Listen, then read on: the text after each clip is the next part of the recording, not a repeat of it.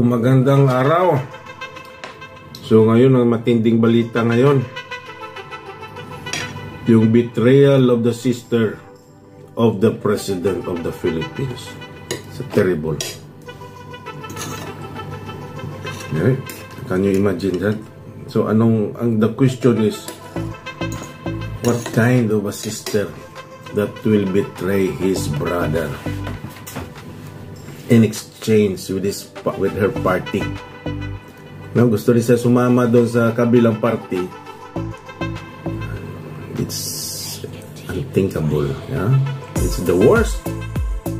Different kinds of betrayal. There are kinds of a daughter betrayal of a mother. Right? This is there. Yung inaaway ng anak yung mother. Or a betrayal of a son to a father. Yeah, so many is there. Hindi na babalita. But this one is the worst. Why? It is publicly announced in front of the public. It's the worst.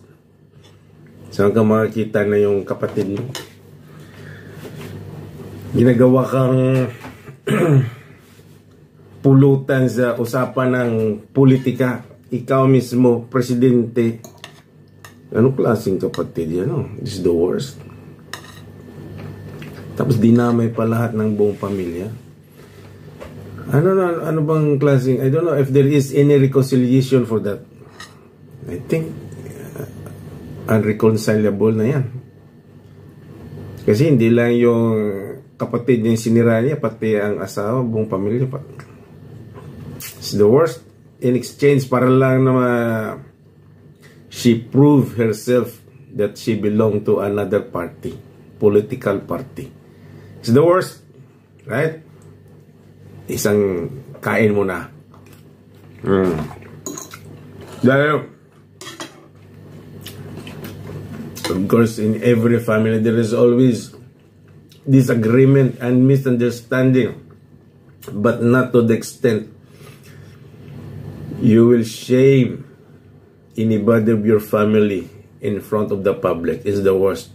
It's like not only unreconcilable but unpardonable.